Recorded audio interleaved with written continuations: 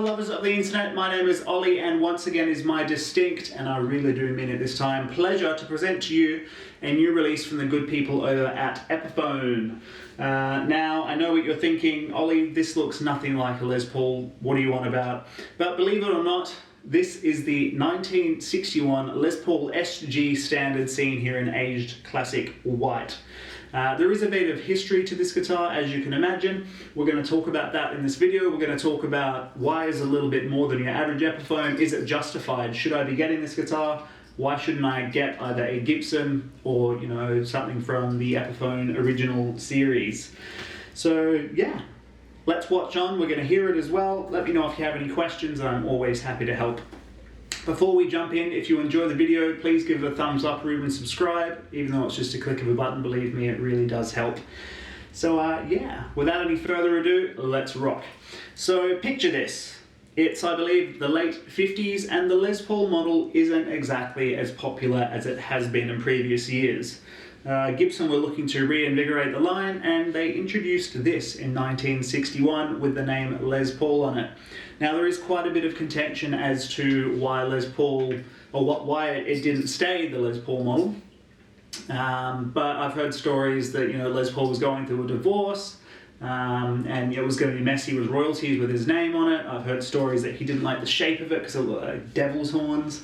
But for one reason or another, this guitar was not destined to be the Les Paul model. So Gibson decided to reintroduce it as the, to rename it as the SG, or solid guitar. But of course, there was a period of time where it was produced as the Les Paul model, so this is sort of Epiphone's way of, you know, tipping the hat to that vintage-inspired model. And honestly, it's a really, really cool guitar. Despite having the history, it has some really, really cool appointments. It's got, you know, Gibson USA pickups, it's got great quality capacitors, switchcraft components for electronics, and stuff that really, really, you know, puts it in a level above your standard Epiphone guitar, which is why it justifies the price increase. So let's jump into the specs of it now. So on this guitar we have a two-piece solid mahogany body.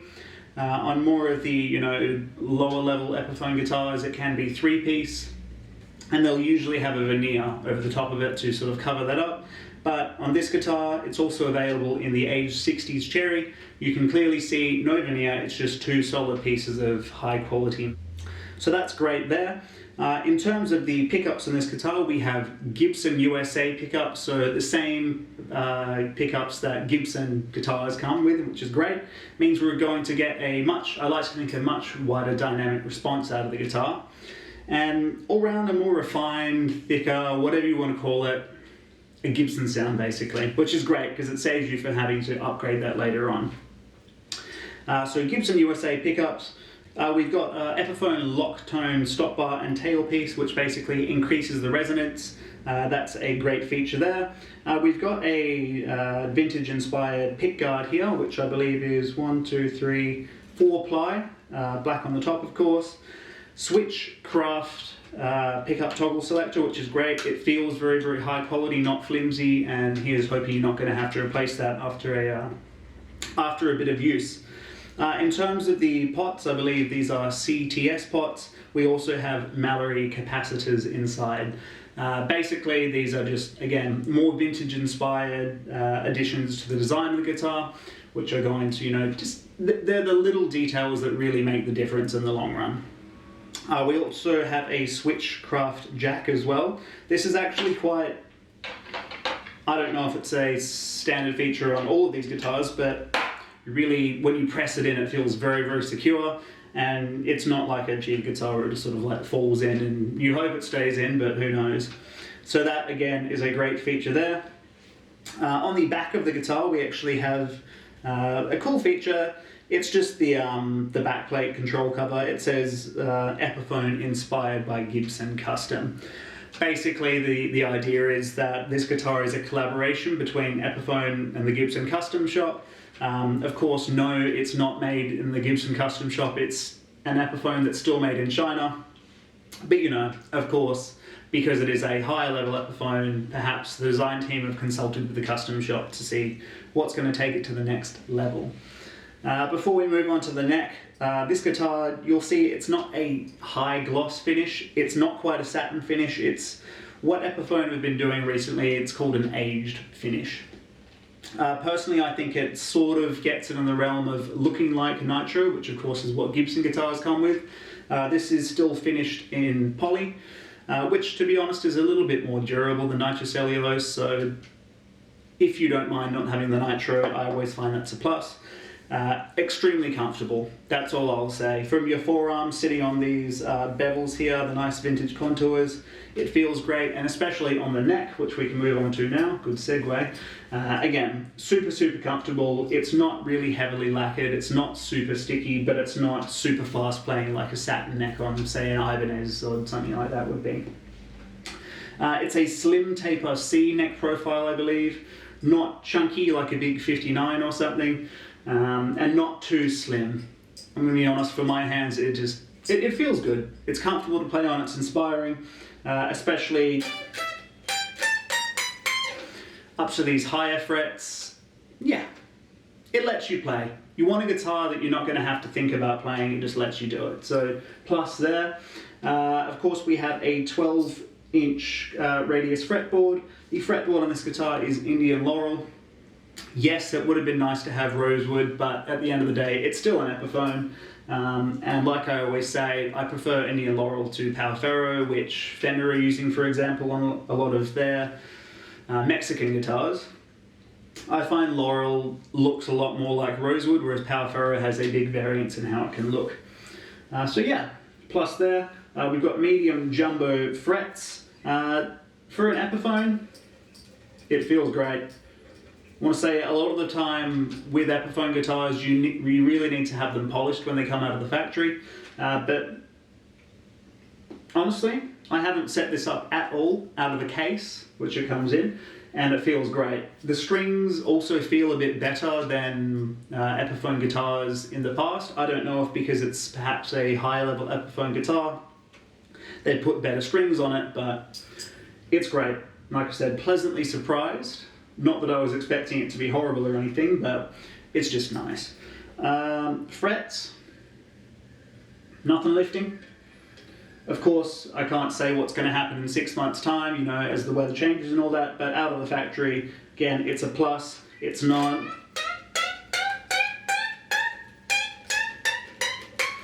fretting out when I'm going for a big bend up there. So, yes. One last feature I should say whilst we're down here, this guitar does feature a long neck tenon as well. Basically what that means is the one-piece mahogany neck extends a little bit further into the body than, say, if it were not long tenon. That is meant to be a more secure way of building a guitar, but a lot of people, myself included, would say that also makes the guitar resonate a little bit more because there's more wood contact between the neck and the body. Onto the headstock, this is that 60s Kalamazoo era style headstock. Looks a bit more, dare I say, authentic. And yeah, looks great. We've got Epiphone Clouson style tuners, which are great. They feel nice and secure. The guitar isn't really going out of tune, which is always a plus when approaching a Gibson style guitar. And of course we have that Les Paul truss rod cover as well, which takes it all back to what the guitar basically is. The nut on this guitar is a Graphtec nut as well. For those of you that don't know, that is a synthetic bone material.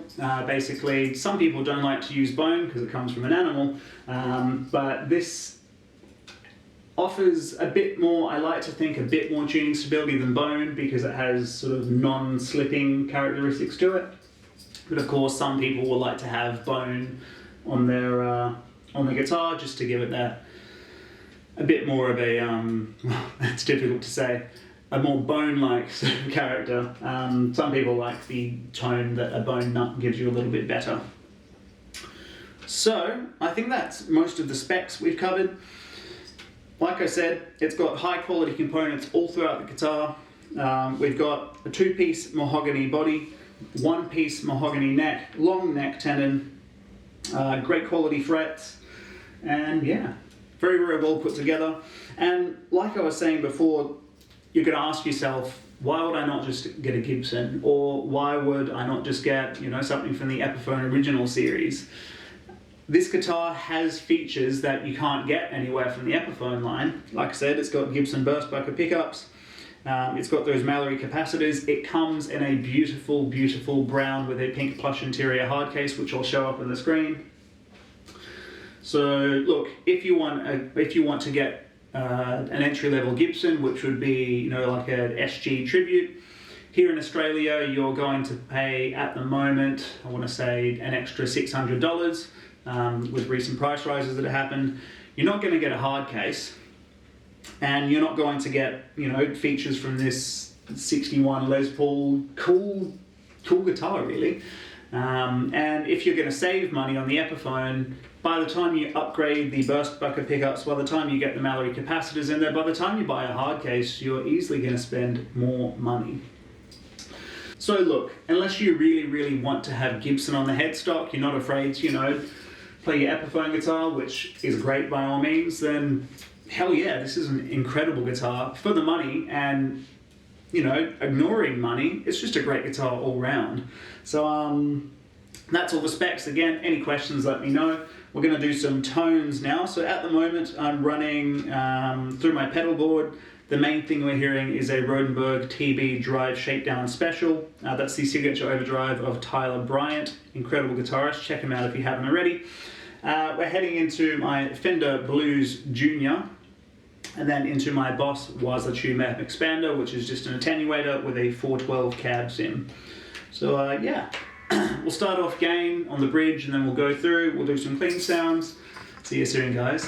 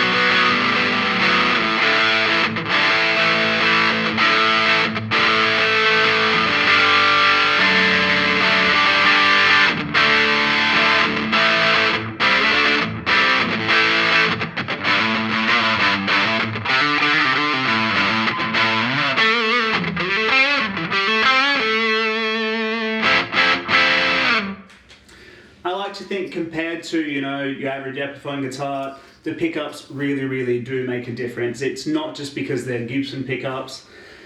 There's something about them. Way more dynamic range, you know, you really, really do get that classic clucky PAF sort of sound. Which sure, the Epiphone, the lower range Epiphone guitars might get in the realm, but it's just something you'll always be chasing that you can't get without having the original real deal burst bucket pickups. I should mention as well, it's a burst bucket 2 and a burst bucket 3 in the bridge, just in case you're looking to drop them into an as an aftermarket product into your own guitar or a separate guitar. So that is some gain sounds. Let's take it to some clean now and see what we're working with.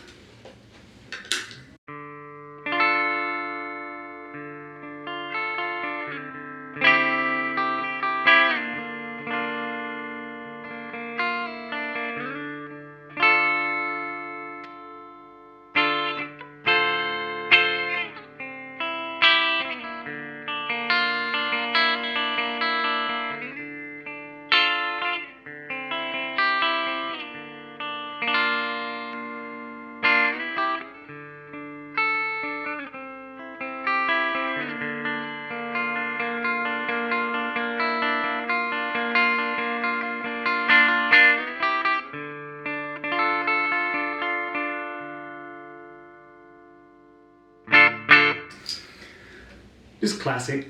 Very, very inspiring is the word I would use. You know, for a clean sound, it's not muddy. We've got plenty of, what's the word I'm looking for? Plenty of clarity would be the word. So yeah, that's pretty much all the sound. That's pretty much all the specs. Let me know if you have any more questions whatsoever. Otherwise, I really hope you've enjoyed the video. And yeah, great guitar, well worth the money. Comes in a hard case, USA components, one hell of a great guitar. Thanks so much for checking in, guys. I will see you next time.